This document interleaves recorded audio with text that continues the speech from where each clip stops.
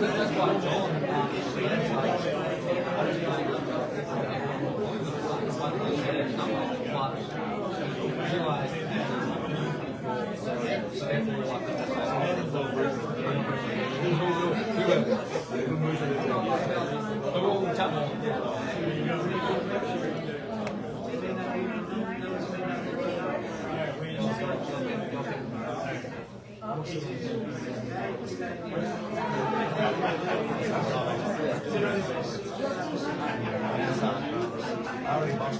Is it really? I bet you it's got a thing on it. Oh, yeah.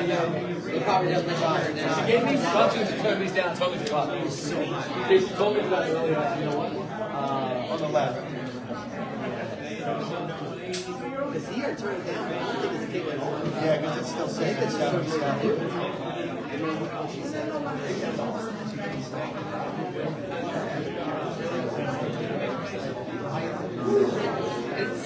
It's definitely not easy. Like when the first year I started, I was excited. No, I did. I turned out about it. I don't even think it's staying on site. like only reached 3 people.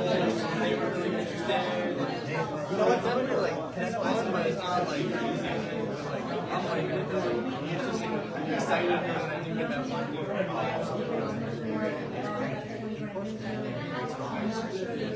Can't be talking about that. You know, trying to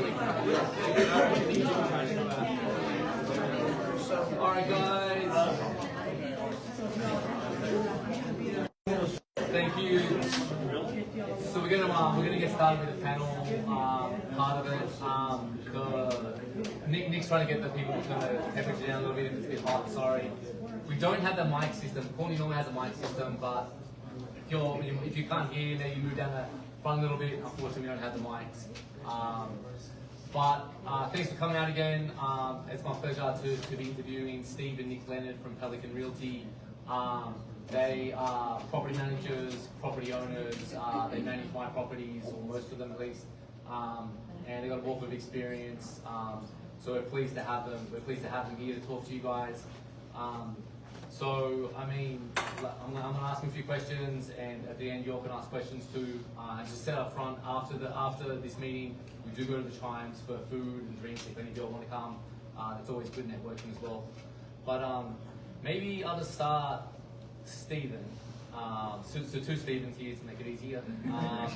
So Stephen, what got you started in property management? For me, it was family. Same situation. So my father had property, and it was always intriguing to me that he had a couple of rental properties. And so I would help him do work on those, and we would go and fix them up after somebody moved out and whatnot. And so I started getting involved into it.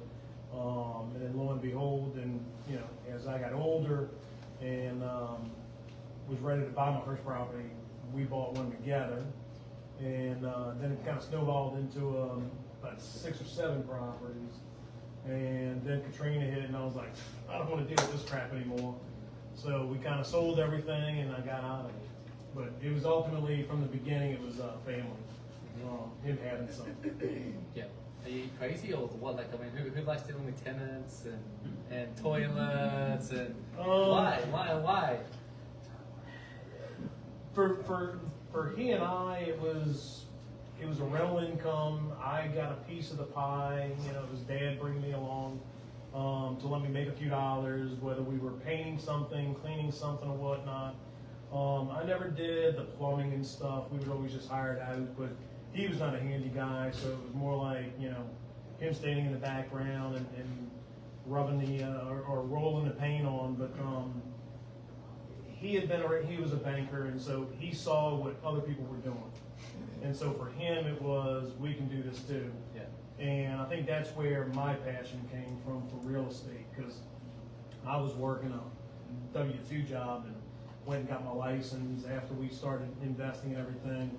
Bought my first home, then we bought a lot, and that was all personal, but you know, it kept intriguing me that I wanted to get more. Yeah. And eventually did. So with your dad, then your dad wasn't a property manager. He was a landlord, and therefore you were in that He space. was a banker. Again, a W-2 job. This was a kind of a side gig. Yeah. At the early days, it was just a couple of doors. I mean, Yeah. it was a couple of singles. Yeah. It was me that kind of talked him into, let's get a couple more, then it was a double. At one point, he and I were up to, I think, 7 or 8 doors. Yeah.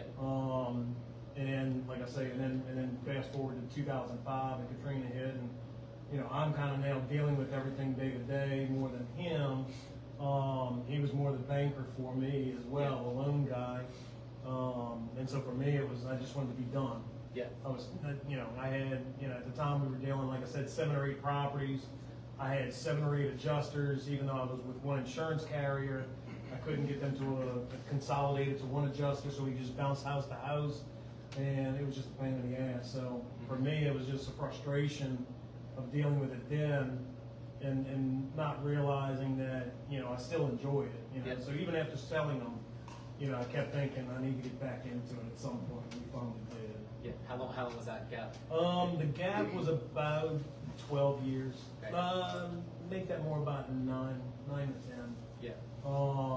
And so, if you want to go forward, the next set of properties we bought was with a friend of mine. And, you know, one of those, don't make a deal late at night when you're at a restaurant eating and drinking and screaming on the napkin. But it worked out, and it worked in my favor because at the time I didn't have the cash, and he had some cash, and you know, I told him about this deal I had, 2 doubles, and ultimately he said, yeah, okay. We all go home, we stumble away.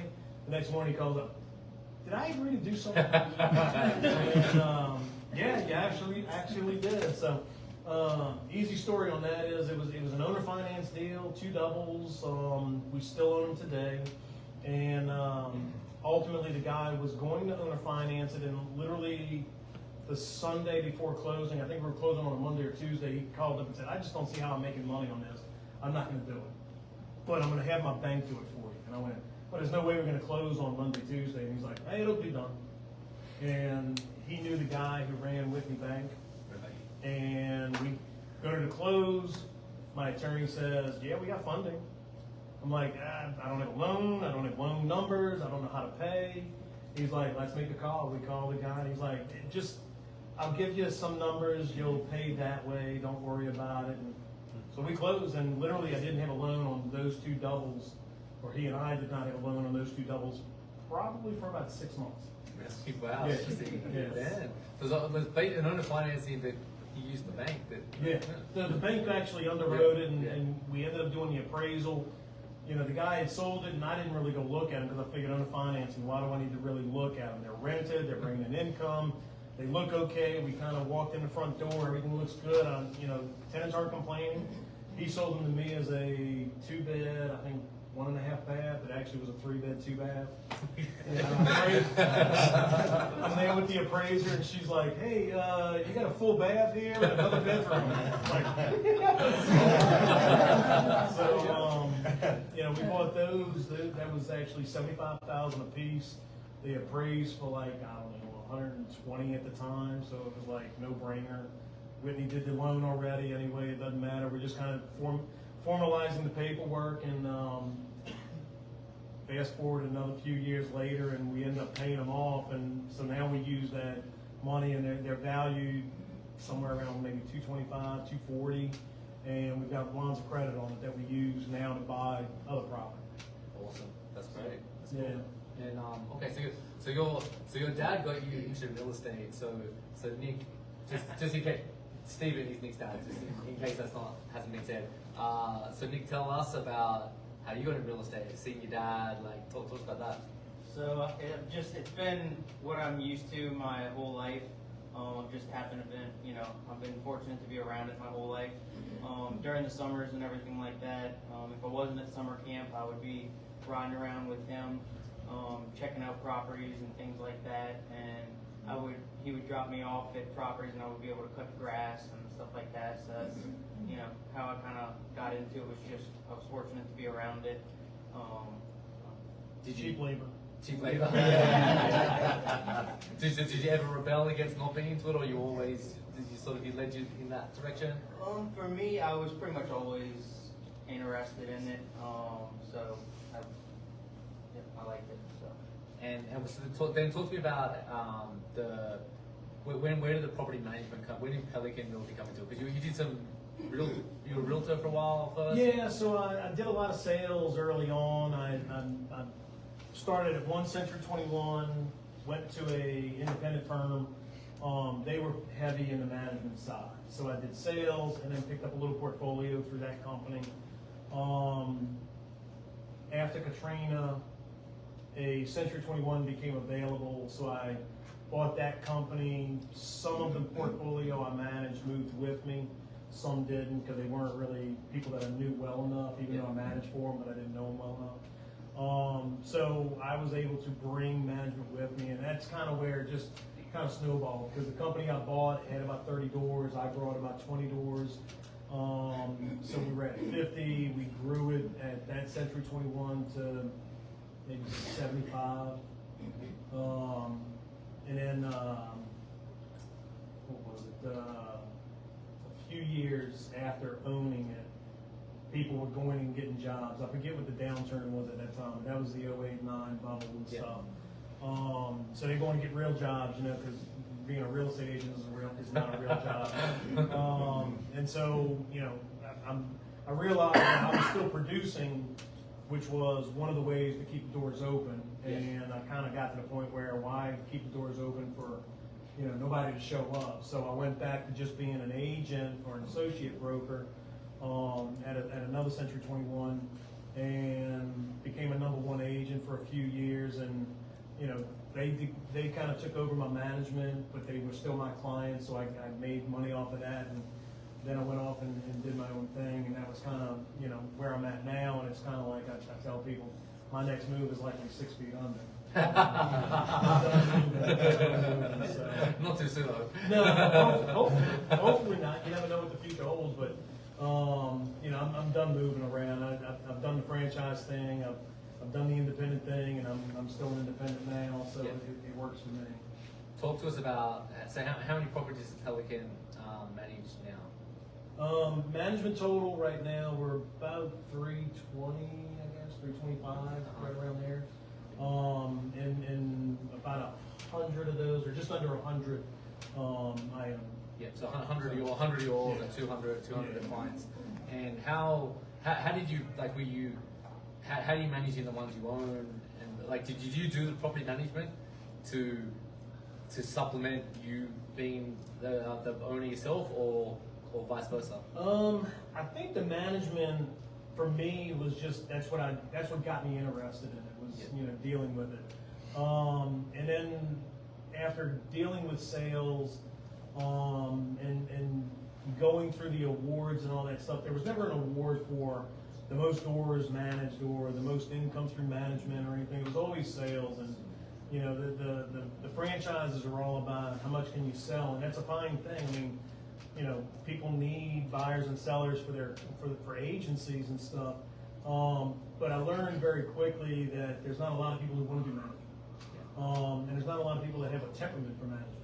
You know, while I get frustrated at times because a client or an owner does something that I don't agree with, and we're here for you, we're advising people what we can and can't do, both to a tenant and to an owner.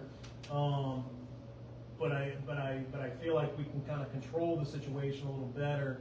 And I, you know, realize he's kind of got the same temperament. You know, at times we may explode about it. We never with an owner, never with a resident. Between he and I, we might do it behind closed doors, but you know, we've got that temperament of, okay, we're going to turn around and let's figure out the answer now. Now that we've exploded, what's the real answer to make this work right? Yep. You know. Game face with the tenants Absolutely. and owners, and you can vent your frustration. Yeah, I mean, you know, there are some tenants that are harder to deal with than others. I mean, it's, you know, no matter what you do to try and help, it's never going to make it right. They're never going to be happy, and those are tenants that, you know, we're always kind of like, it might be time to move on, and maybe we're not the resident or the property for you. And those are just, you know, it's going to happen. You can't make everybody happy, and once you learn that, it's easy to, you know, say okay. I mean, when you can say no to a tenant or an owner, kind of like as an agent, when you can tell the client, it's not worth what you're asking, and no, I'm not gonna list it, you know, that's a game changer for an agent, you know, is being able to say no to somebody. And as a management company, kind of the same thing. If you're wanting us to ask 3,000 and we're telling you it's worth 1,000, we're wasting everybody's time, you know? Yeah. So. And at what point did Nick get involved formally in Pelican? What was that? Probably, well, formally, I mean, he was working, he did it through the end of high school, and he graduated in 15, so he was working around with us at that time, but he wasn't, you know, every day. Then he went off to college, but he would come back every weekend. Yeah. You know, and literally to come in and work and make money. That was his income at the time, you know. But when he got out of college or quit going, that's when he started doing full time, got his license, and that was what, about 18, 17, 18? 17. And then he's been there ever since, you know. How do you, what's it like working with your dad? I do truly enjoy it. You can't beat working with family. Like for us, you can't beat working with family every day. It's nice to be able to bounce things off of him, and knowing that he is my father. I do keep that when I'm working. You got to keep that family relation and business relation completely separate, because if not, it'll never end well. So like when I'm working with him, he's always Steven to me. He's not Dad when I'm working. And when it's more family time, it's you know, he's my father, he's my dad. So it's good to keep that separation. You can tell he needs somebody who goes, hey, Dad. Instead of Steve. Hey, Steve. You know, Interesting. Yeah, you know what? Now I think about it. Yeah, I hadn't really picked up on that. That makes sense. But you call Nick. Nick gets stuff done. By the way, I call him Nick, but what's something done. Tell me about what does Pelican look like now? Like what is a property management company managing 300 units? Like what does the team look like? How do you do that? yeah, so lots of processes. We're tweaking processes all the time to either make it better, make it easier, make it work a little smoother. But our team of people is obviously me as the broker. Nick is kind of, you know, a trade of everything for me as he's kind of starting to take things over. We've got Dominic who does remote work for admin. He's answering calls. Carlos, who used to do it, he's kind of taken over as an office manager, so he's running more of the paperwork and day to day. We've got Tempe as a boot on the ground in New Orleans. We've got an accounting staff that, you know, does a lot of the bookkeeping. We'll scan invoices that we receive locally. They input them as a back office support, so they're contracted, so they're not 40 hours a week or anything. And then we've got a couple of consultants that work with us as well for implementing certain things within our software, for scripting and things like that. We use Dominic here for inspections, both for ourselves, and I know he does that for other people, but ultimately it saves us from having to hire somebody else to do it. So we contract directly with him and don't have to have that extra person here. As far as repairs and things, that's all 1099 contractors to us, so there's no employee doing that. Yeah. But they, you know, out of the, I don't know, 12 to 15, 14 people we have now, probably 2 or 3 of them have been with us more than 7 years, more than 8 years. Yeah. That. So talk to us about. We want to hear the property management tips and tricks, but talk to us about like the vendors, the contractors, like, because that's not easy, right? So how do you guys manage those people? And maybe worth mentioning being full service. Yeah, maybe it's worth mentioning how, you know. Yeah, I mean, so as a real estate company, we're full service. I mean, we do buying and selling for clients. From a property management, I mean, he came up with it as an analogy of we're like your investment broker. I mean, you know, once you sign the papers, it's one of those, forget it. It's a mailbox check kind of thing. Simply because if you're getting involved to day-to-day operations of your rental property, you know, why hire us? So we've got in our contract an approval set amount that we can spend up to this much if it's needed. Anything above that, we'll publish an estimate to you. If we're calling you, that typically means you don't want to hear from us because there's a problem. Yeah. Experience. You're as the office. Right. I don't know your goal. We let them do the bad, you know. But as far as vendors and stuff, I know a number of the vendors that are older, that have been there, you know, the longest time. You know, some of those guys have been with me for a number of years, and some of them become friends now. But the more recent, Nick's been more involved in securing and finding. He talks about that, Nick, because I mean, Nick will generally, for me, because they manage a bunch of my properties, and like I'll generally speak to Nick, and I find it full service. I find it really handy because like I'm good at finding deals, negotiating deals. I'm not into flipping or any of that stuff. So for me, I find a deal, I'll walk it with them. You know, Nick will tell me like this is what you need to fix to get rent ready, get some vendor quotes. You know what I mean? I'm like, that's a deal, and I just buy it and go, and they do it, which is very helpful. But that's easy for me. Right. But there's a whole bunch of stuff you do. So do you want to maybe talk about that and how you manage that? Yep. So, first off, just kind of like almost like a funnel, kind of like going after looking for properties and things like that. You've got to call as many vendors as possible, and you just kind of start working them there. We bring them in, we ask them specific questions, we have them fill out our vendor packets, we ask them on their prices and things like that. And to be completely honest, I mean, sometimes it could take 30, 40, 50 phone calls to find a good vendor that we bring to our company that will continue to work with us for a long time, that jives with what we do as well as we work well with them. Sometimes we might find a great vendor and everything like that, but our processes and their processes don't match up and they just don't mesh. And that's not to say they're a bad vendor or anything like that. It's just that we're not meant to do business together. So I would say the biggest thing is getting quotes. That's going to be everybody's best way to be able to vet people. Quotes, and then test them out, try them, and then go from there. If they don't work out, you move on to the next one. Typically, if you ask the right questions, ask them specifics on what they can and can't do, things like that. Know what they are capable of and aren't capable of, and make sure that you keep that open line of communication with all of your vendors.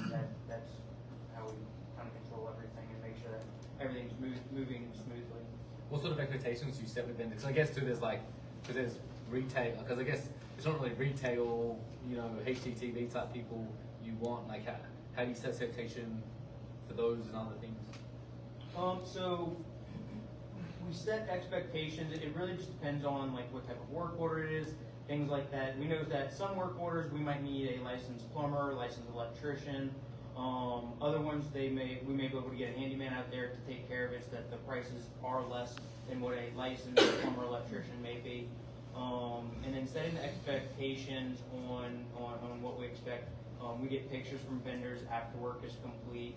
And then we also have approval amounts that they know they can't go above certain approval amounts without getting our approval from the office. And so that's kind of how we make sure that we keep them where we need to be. And if it goes above, then we see what the scope of work actually needs to. Does it actually qualify for that price based on the scope of work that is needed? Do you think I imagine it's probably easier, a little bit easier for you than someone who, because I guess you are 300 properties, right? So I guess as a company, it does make it a little easier that when we call, one, they're seeing the number Pelican Realty if they've got caller ID. Two, we're telling them, hey, we're a real estate company. We manage 300 plus doors. We're looking for another vendor to add to our list. Tell us a little bit about what you can do. And that makes it much easier than, if I was, hey, this is Steve Leonard, I've got a property and I'm looking for some work to be done. Tell me what you can do. Yeah, okay. Yeah. You probably, as a lay person, you're going to be meeting most of these people at a property because you're going to show them what you're looking to do, and it's going to be just trying to meet a lot of them at the property. So you're going to spend a lot of time turning through that, and sometimes you're going to take the risk. I mean, early on, even as I was starting out, I mean, it's the same kind of thing. You want to meet vendors out there, you want to try and get them going and see what they can do, and some you win with and some you lose. It happens.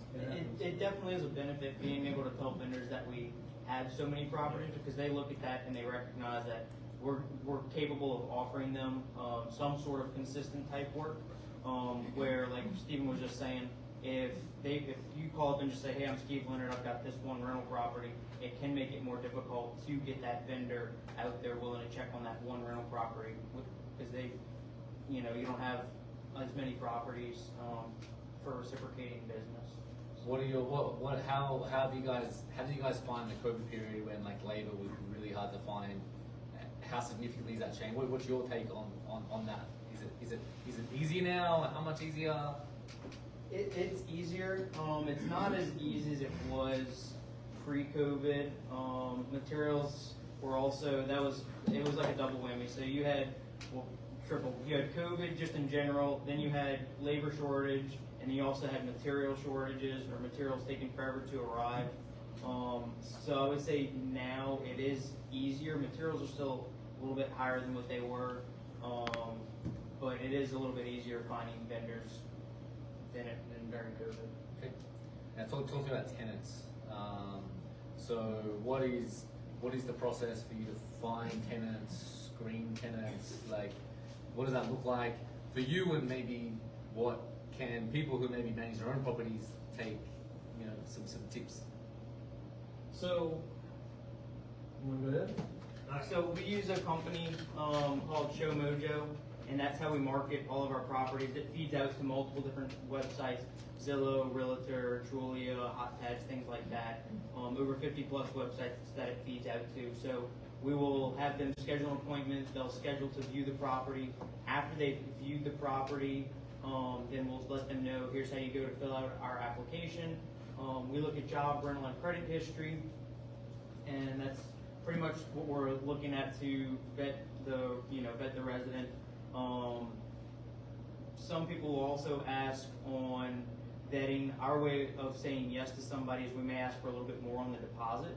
So that's a good little tip there, is if somebody's got lower credit or something like that, you can ask for a little bit more on the deposit to secure that property, a little bit better funding on the deposit.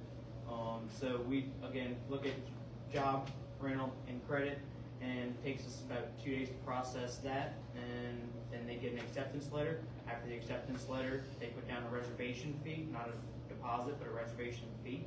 Why? You say that for a reason.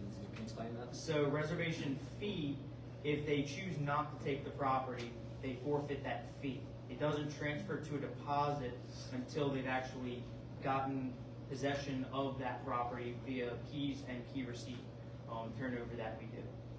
So that's the reason why we do it. And what are you looking for? That like employment, credit score? Is there certain things you're looking for? So employment, employment's a little bit difficult nowadays. So we can call up a place and they'll tell you that yes, they are employed, but how many employers are going to say, but tomorrow we're getting ready to fire them? Not very many employers are going to. Not many employers are going to tell you that. So other than fact checking that yes, they do have a job, and yes, they are actually making this amount of income, other than that, you're typically not going to get much out of an employer nowadays. And then in regards to credit, again, if they've got lower credit, we will work with people. Our way of getting around that, where some companies would just flat out say, no, I'm not accepting you, is we would ask for more on the deposit, and that's served as well.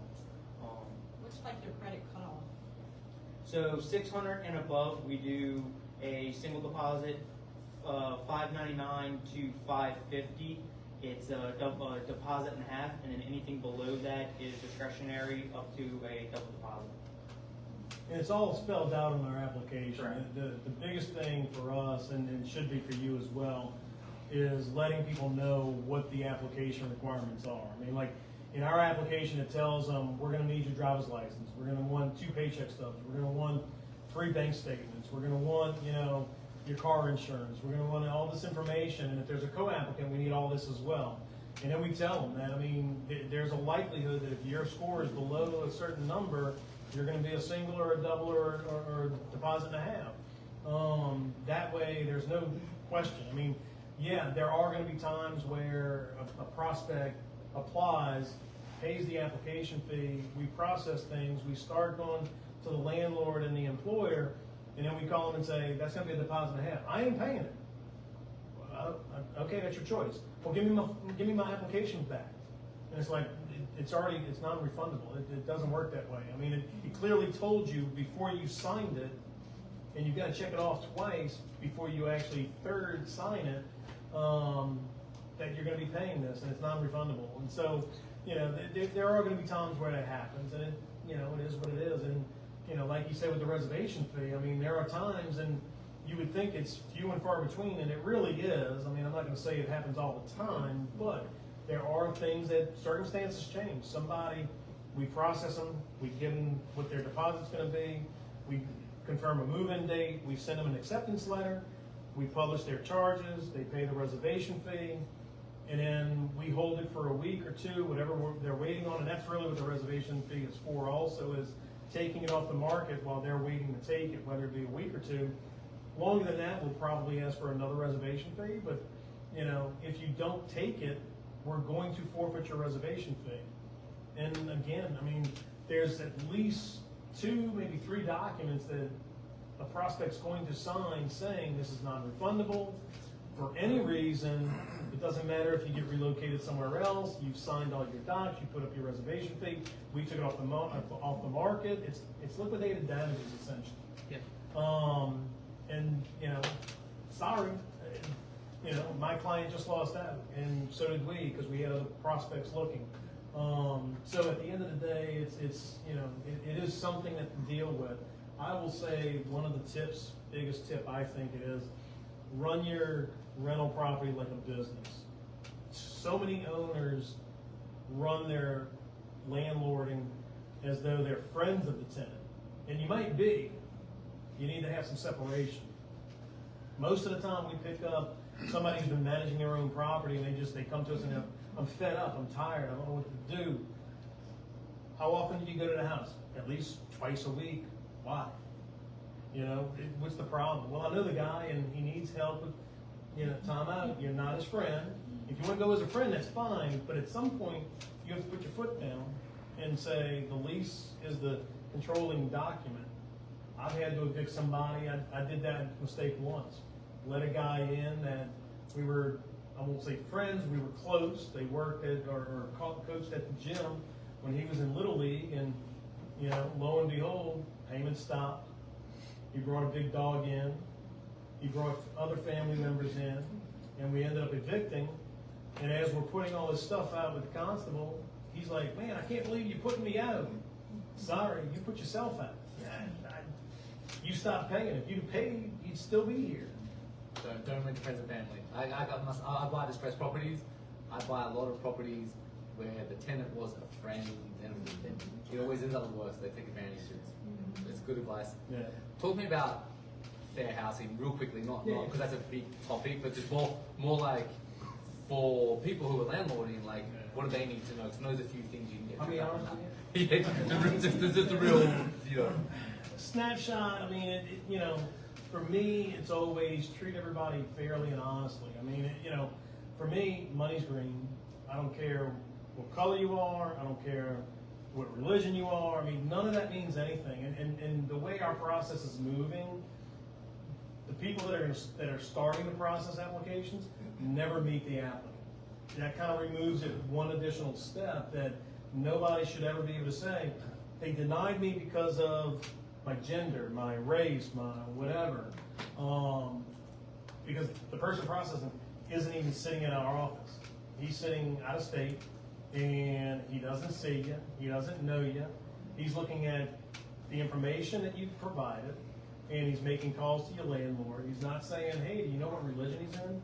None of that matters, because at the end of the day, we're looking for qualified prospects to occupy the dwelling. So from a fair housing standpoint, you know, it goes a lot deeper than that, don't get me wrong, but I mean, to me, that's like where it starts. Because I know it's important that you follow like the same process, right? Because sometimes you think you're being helpful to someone, but that gets you in trouble. Can you explain that? Absolutely. So, I mean, there are times where one prospect might say, hey, if you can help me with this, because I can't provide you certain information, or, you know, whether they're a program, whether it be housing, Section 8 or other federal programs, versus somebody who's paying cash. I mean, somebody's always going to say, I need you to do this, or I need you not to look at that, or can you forego looking at that or processing that part? You know, no matter how small it sounds, as soon as you divert from a process, that's when you're going to put yourself in a trick bag of you're breaking the rules. You're opening yourself up to, well, you helped this person, but you didn't help that person. That's where you get into a big fair housing issue. You know, it seems like like you said, you're helping somebody because you do want. I mean, you know, human nature of good people is I want to help you. I want to do something to help you out, and you might see it as I'm helping them to acquire the rental that they want or need, while I'm breaking the law, or in somebody's eyes, I may not be officially breaking the law, but there can be a case about it, and now I've got to go fight and defend it, and that's the reason for our process. And that's why, you know, we're removing certain things, and our process is becoming a checklist, essentially, that our office has to physically check off that, yes, I did this, yes, I did that, yes, I called. You know, and my attorney, not to go too far into it, but my attorney says the more you process and write down, the more you have to be worried. Whereas in my eyes, the more I have a process and a checklist, the easier it should be, as long as people do their job. That's it. You know, and it goes back to, as long as you do 1 through 20, you're not favoring anybody over another. You're simply going through, and the instructions are simple. You know, if they have this credit score, this is where it is. If it's below this, you have to talk to a manager. You know, and that's one of those where we have an option to negate, and you know, I won't say that opens you up to a problem, because credit scores are subjectable. But there are things changing around the country that are going to take that, I think, out of play. Yep. And that's one of the reasons why people wanting to see on an application bank statements, or the newest thing is really going into your bank. It's called Plaid, where you're giving somebody that you're filling out an application the authority to go into your bank and basically download your transactions. That gives them the verification that you say you get paid every 2 weeks, and you get paid $2,000. They're looking for $2,000 check deposits or direct deposits every 2 weeks. And if they don't see that over a 3-month or 4-month or whatever time frame you choose, then they can't validate it. But that's kind of the newest thing that a lot of companies are moving towards. Okay. And talk to me about working with programs, Section 8, this sort of stuff. Do you do it? How do you think about it? We do it. Sometimes they're tough. You know, but I mean, you know, at the end of the day, not every property is going to be a $3,000 A-class property. Some are going to be a little bit lower. They're going to be in what people would classify as a low-income property or whatever. And you know, at the end of the day, everybody needs good housing. You need a good roof over your head. You need good flooring, kitchens, baths, whatever. And that's where the programs, you know, they've got their own inspections. They come out. They have to meet a certain standard. If we don't, they tell us what we failed. We get it fixed. We get it taken care of. We call the inspector back out, and we pass. Once we pass, tenant can sign a lease, not before. So I mean, we do work with the housing voucher programs. We do work with other federal programs that are funded through Catholic charities. Unity, Start Corp, Responsibility House, and I know there's more. Goodwill is one. They all kind of operate the same. They might have a different inspector, but they're all looking for the same thing. The big thing now is, you know, 2 units and less, all single families, whether you're transferring, have to have a CO detector, even if it's an all-electric house. That's to stop people from bringing generators inside the house and dying in carbon monoxide. I mean, you know, so it's a safety thing. I understand it on the gas, or houses with gas, I don't agree with it on electric, but it's the law, so we do it. Okay. So you're using ShowMojo. You're doing these checks. You put tenants in. The rest is easy, right? Like managing tenants, simple. Right? Oh, yeah, sure. Talk to us about that. Talk about dealing with tenants and how you handle that. You know, our leases call for the 1st through the 5th, making payments. Of course, the 5th comes and people don't pay, so, you know, we give a courtesy call. Our software is sending messages. We're giving a courtesy call. You know, even though when people move in, we tell them, you know, if you call us and tell us there's gonna be an issue, whether it's, you know, hey, I'm gonna be 5 days late or 3 days late or even 10, if I can work with you, we'll work with you. When we have to chase you down and tell you about your payment and we need your money and what's going on, you know, it never seems to fail. On the 6th, we're calling, or the office is calling people and they're like, oh yeah, I'm not gonna be able to pay you till the 10th. Is that okay? No, it would have been okay if you'd called me on the 5th, 4th, 3rd, 2nd, 1st, but here I am calling you on the 6th, so yeah, there's late fees and charge. You know, I mean, we try to work with people as much as we can, but again, it goes back to the process is the process, and you know, it charges automatically. That takes it out of our hands. The system does it automatically. And on the morning of the 6th, I think 2 o'clock or 3 o'clock, it's hitting you with late fees, and you're getting a message, hey, your rent's still not paid, and there's a late charge. So that's already happening. On that saying the payment, like when do you start the eviction process? How does that work? Our eviction process starts right on the 6th. Yeah.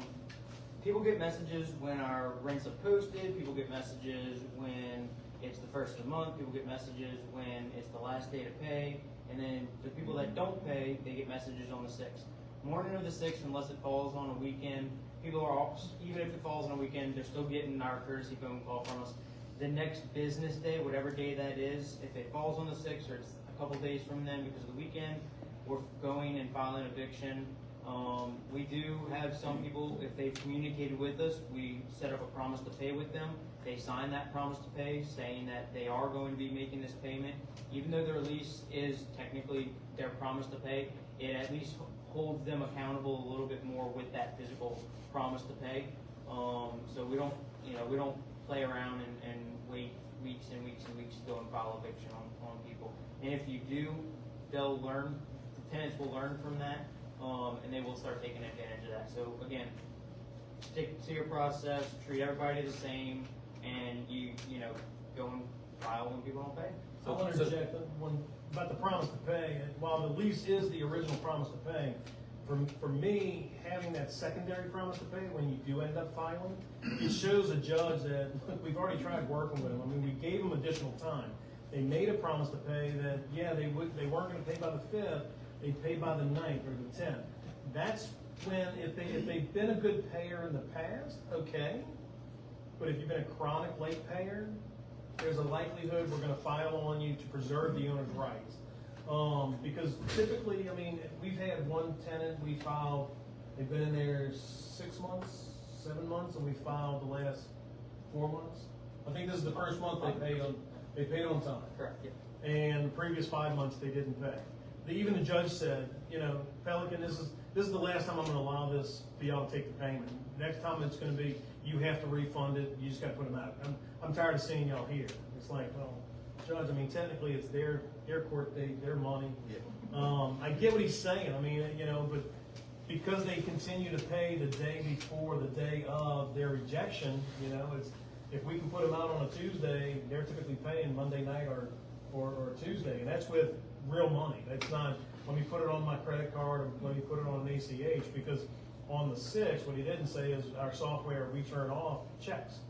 Checks can be canceled, you know, and it takes 5 days to clear. Credit cards take 7 days to clear on our software. So you're either dropping off a hard money order, in which there's a convenience fee for that, or you're paying cash pay, which is you're going to a Walmart or Ace Cash Express, and you're paying hard cash and paying whatever fee it is that they have, which for us is $4 through them, through the software. That way we have good funds. There's no more question about it. Because it used to be, before our processes, got tweaked a little more, that somebody would say, okay, I'm gonna pay you on the 10th, and they pay on the 10th, they pay ACH, 5 days later, it's now the 15th, 16th, and that check just went belly up through an ACH. So now you're not filing until the 15th, 16th, 17th. So, you know, these are the things that over the course of time, we tweak the processes that on the 5th, the software kicks off that you can't pay by check anymore, you can't pay by credit card. We can manually turn it on if there's a reason for us to do that. Otherwise, you're paying by money order or cash. Can you explain? Because I think this is really, really important, right? Because by filing these evictions by clockwork, most of them aren't getting evicted, right? Like, what's the percentage? Because you'll file it automatically, Right. because Because what often happen? So, I mean, for me, from what I've seen, I know he's dealing with a good bit now as well, but, I mean, if we file, let's say, 10 evictions, you know, probably 7, maybe 8 are recovering before, in some cases, 3 or 4 might recover even before the court hearing, which is usually a week later. Some are recovering, or 1 or 2 might recover at court. Hey, I didn't know what to do, so I brought the money. And then they're asking my manager who's at court, will y'all take the payment? As long as you got it all, sure. I mean, you know, we want you to stay.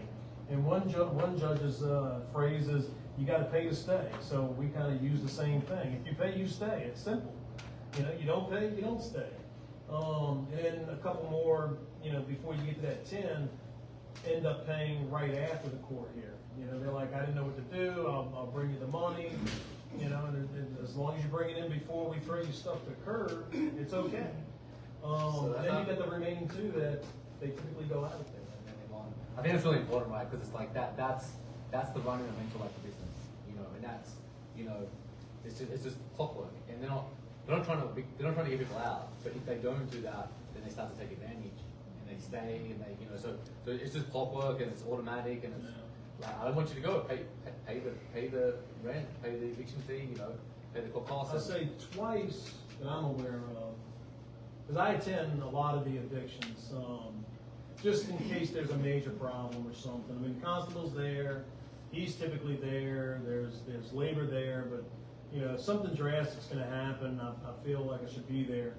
But, I mean, at least twice that I'm aware of, we've literally put all the stuff out, and then a family member finally shows up because they've been promising them somebody's going to show up with the money, and they finally show up with the money, and we're like, okay, we'll take it.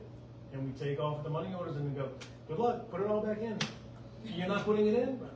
We're not moving companies, no. You can pay the labor to do it, whatever bill they give you, as long as you pay. That's between you two, but no, I mean, you did your part, you paid. Now we're going home to record it in our software.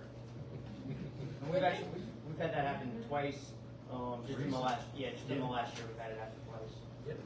I got a question. When you said they go to court, are you adding those court fees? And Absolutely. they get to know everything. The day of court, we bring a new transactional sheet. So the thing is, when you file the eviction, some court systems are only allowing you to file for what's due on rent. And then some will allow you to say, what is your total? And we show them the transaction the day of filing. The problem is our late fees are $100 on 6, $5 a day. And as we always say when we're turning keys over, that's your incentive to pay on time, you know? And so when you get to court, the late fees have changed. Sometimes we don't want to add, I don't want me or the company to add fees to a transaction that may not take place. And so one of the arguments, I won't say argument, but one of the conversations we have with some of the judges is, you know, we charge for going to court. Somebody's got to pay for somebody's time. And so while you got paid as the court and the constable got paid to serve, and, you know, we paid or got charged for filing, we're now sitting here. In some courts, you might sit there for 2 and 3 hours. And so we add that the day of. We'll add a fee for court hearing. We'll add, if there's going to be a parking for certain courts that you have to pay to park somewhere around. Some they have big parking lots and they're free.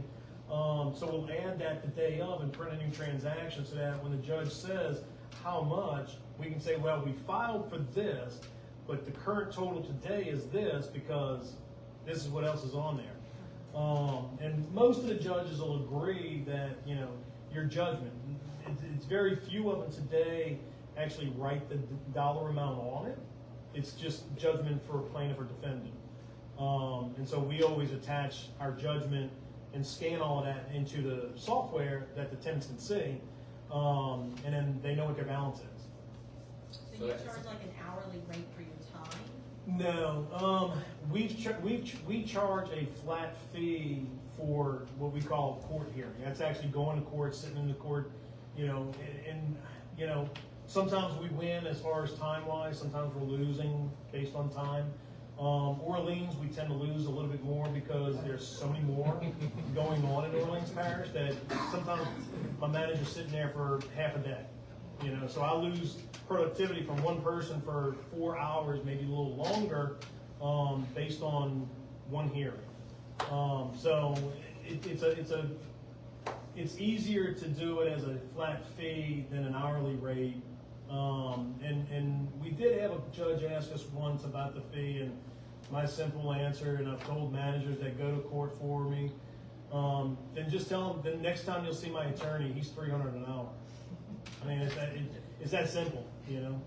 And so as an owner, I'll see an expense of the eviction, but also I see revenue from the tenant who's paid it. So Reimbursing. the reimbursement. Right. So you know. So when a tenant pays or doesn't pay, the evictions get filed. If the owner statement's going out, he might see it as an expense, and he knows, oh man, somebody didn't pay or something's going on, we're filing an eviction.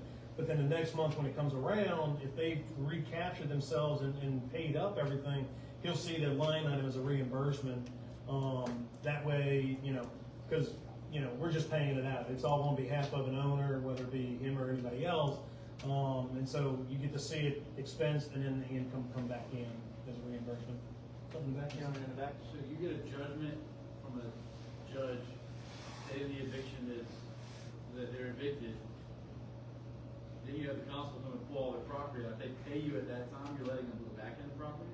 If they pay 100% of the balance due, absolutely. Again, my goal is not to put people out. My goal is to get the money.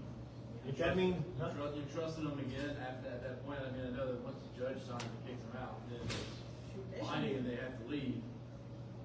But as long as we call the judge or the court and say, look, they went ahead and paid, so we appreciate the judgment. I mean, normally it's the constable. He's going to leave after the writ of ejection's done. He signs off. This is everything he moved out. He's done a little inventory of taking pictures. We take a ton of pictures. Everything we do is by picture, before and after move out. As long as we call in and say the ejection was completed, but they did bring us the money. The last one, I think we got done 11:30, 12 o'clock, and she brought us the money at 4 o'clock. You know, this was one where the family member's on the way, so, you know, we kept waiting and waiting. Finally, we told the constable, we're just gonna go ahead and get started, so if you wanna do your inventory, we're done. And, you know, as soon as we started moving stuff out, she started screaming, but, you know, I can't have labor standing by. That's a cost. You're gonna be paying for that. Constable's a cost. He's not gonna wanna stand by, because he's gonna be angry at us. And we're all standing by. So next thing is we're going to do our job, but we agree if you bring us the money, we'll let you move back in. I would imagine, right? Like, there's a pretty good lesson taught. Like that person, Yeah. you know, you like, well, because you don't want the vacancy. You don't really want the vacancy, Right. And when someone sees you're that serious, they probably don't want to go through that every month. No. I'm guessing. No. So that one particular person that he's mentioning, that goes back 3 months ago now. She hasn't been late on her rent. And that's the business like. It's just like, it's a matter of fact. You roll with it, you know. But we'll let you back in. We're not heartless, but Right. if you don't pay, you're out. You know. You know what happened to all of her stuff on the street? When I drove by, there wasn't much left there, but you know. You only took a couple things. Huh? You only took a couple of things. Yeah, exactly. A couple wives. No. I might open up for some questions. If you guys have questions you want to ask about property management, about that, whatever. What is back in here? What do you want to know? I have a question. Does your software allow partial payments? It does. We can actually turn that off. We allow it, but again, on the 6th, we turn everything off as far as that ability, because now you've got to do only cash pay, and that has to be a full payment. or you have to drop money orders off. In which case, if you drop off, let's say you owe $1,000 and you drop off 200, we're gonna reject it. And depending on the court system we're in, some judges will say you should have mailed it back. Some will say you should have brought it to court. So it's a losing proposition for us. So what we do is we mail a copy, but bring a copy to court and say, we stuck this in the mail the day we received it because we're not accepting partials. Do you want to say, well, you use Rent Manager? We use Rent Manager. Is that relevant for a smaller operator or not? I would say that there are, I don't know that Rent Manager is the best for a small operator. I want to say it starts to make sense cost-wise because they're doing a unit charge now. Probably when you get to like 25 or more. So if you got 25 units, you might look up Rent Manager. It's very sophisticated. I mean, I've been using them for 4 years now, and at best, I think I'm using maybe 15% of its capabilities. And it's just there's so much to do, and then, some of it takes special scripting. I say special. I'm not a scripter, but I've got a consultant that does that. So like if I'm going to script a letter, it can pull the data out of the software so that it looks like we just manually wrote a letter, and it will send it, and then it can also do the e-signings, and it's all in the software, and it stays in the software. So, we're getting better with it, and we're using more and more of it every day, but I know there's a lot more I can be doing with it that it can do by itself. And if anybody's familiar with like Buildum, Rent Manager is on steroids in comparison to Buildum. Buildum's very user friendly, but Rent Manager, like Steve was saying, has a lot of capabilities that you can script and manipulate to be able to have the system produce the documents or the processes that you need or the automation that you need. Yeah, the three big softwares that I found has been Buildium, Rent Manager, and AppFolio. And we chose Rent Manager based on its capabilities.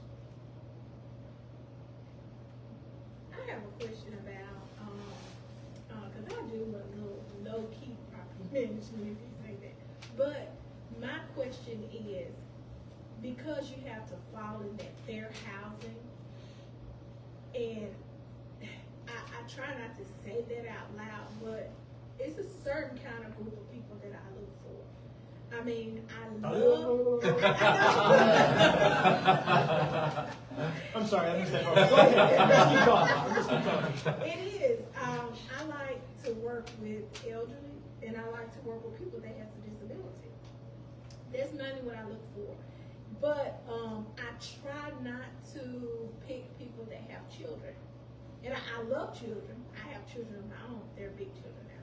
But I try not to pick that, but a way for me to get around that, to me, seems like so that I wouldn't have to go down, with the fair housing is have an open house. Have a piece of paper there and it says what your name is, how many people will live here, how many kids will live here, and what are their ages. Sometimes if I see something whereas someone is at least 17 or younger, I don't even call it that. Are we still on? It's not pointing that way, is it? But, I'm just, my question is, because they're not, I'm just showing the house at this point. I don't think he can answer that because technically, you really shouldn't do that. Even if it's being nice because they're like elderly people, technically it's not in. It's a very bad big. It's a big trouble. That's a lawsuit. Looking for That's somebody. a lawsuit. That'll take you out. Right. Having somebody or having a property that is handicap accessible specifically, and looking for somebody who needs a handicap accessible house, I don't think is a bad thing, but I don't think you should discourage other people. I would be cautious. I would probably engage an attorney to ensure what you're doing is not breaking that threshold, which. It goes back to just treat everybody the same way. Yeah. That's why we. I get what you're saying. That's why we take our processes and we have people look at them. They don't care about how many kids they have, what color they are, what religion they are, anything like that. Well, It was to just treat everybody the I same. don't discriminate on that, but when I've had a property that has holes in the wall, after you've had so many, that's costly to go back and fix it. We get it, but technically, like it's not. You need to, and as property managers, they need to be really, really strict I check on with fair legal. housing, so I would they check would with touch it. legal. Yeah. Fair yeah. Housing Act will bury you. Yeah. ADA, everything will just bury you. Yeah. The other thing I would recommend to people that are processing applications or looking at prospects, if you're accepting pets or not accepting pets, there's a company out there, and there's more than one now, but we use petscreening.com. They are well versed in what the requirements are for service animals, ESAs. There are differences, and that you can't deny service. You can deny ESA because it's a accommodation that you have to try to accommodate, but it's not a guarantee. With support animals. With service animals, totally different. Those are actually trained, licensed dogs.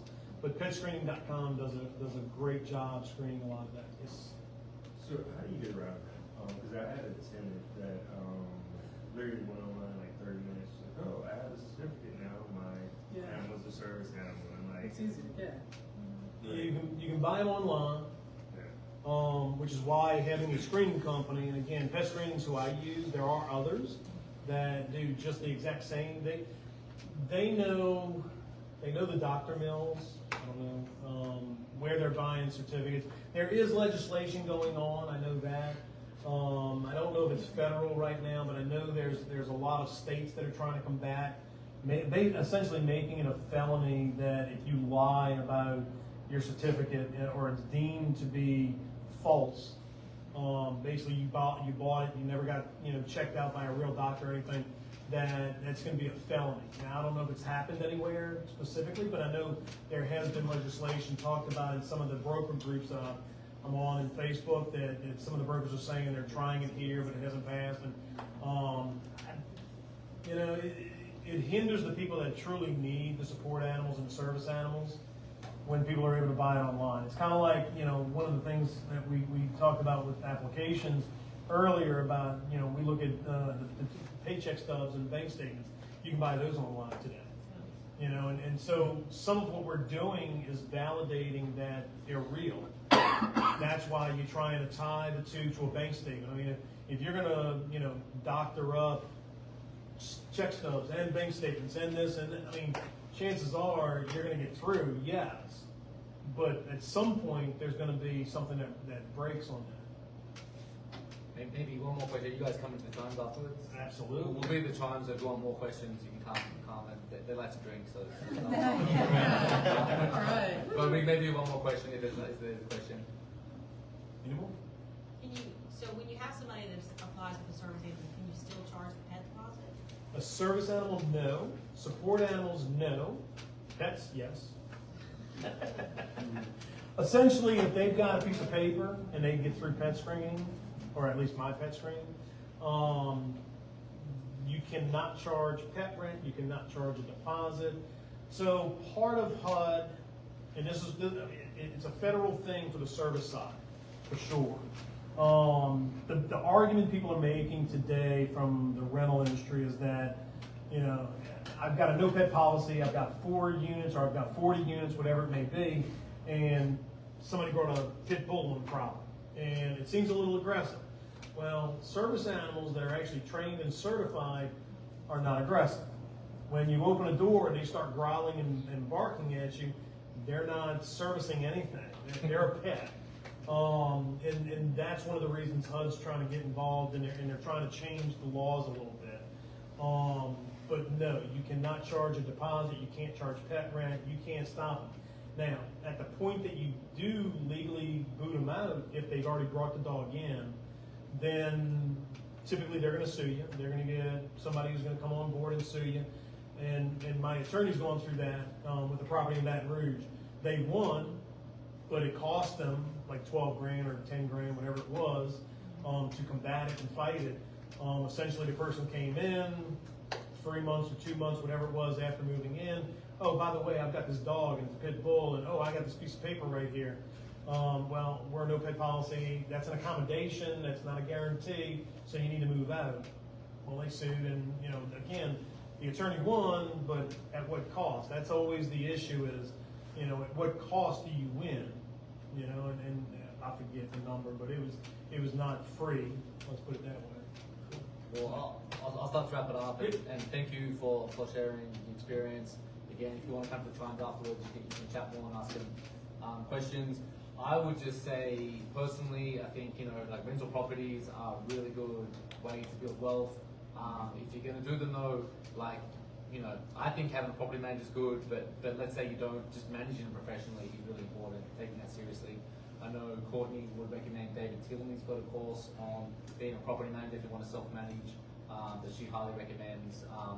You know, I think using property management is a really good thing. You know, for me, you know, I know that tenants have died in my house, in one of the houses that I own. People have broken into my house thinking they have a lease when they're being scammed. There's been issues, right? But it hasn't been much of a bother to me. It has been to them. But it hasn't been to me. And I think that's important. And there is a perception of, I find, I'm coming from Australia, so just my perspective is, in Australia, almost everyone with rentals has a property manager. It's just normal. It's really an exception not to have a property manager. And also, it is nice because then it makes property managers easy to find.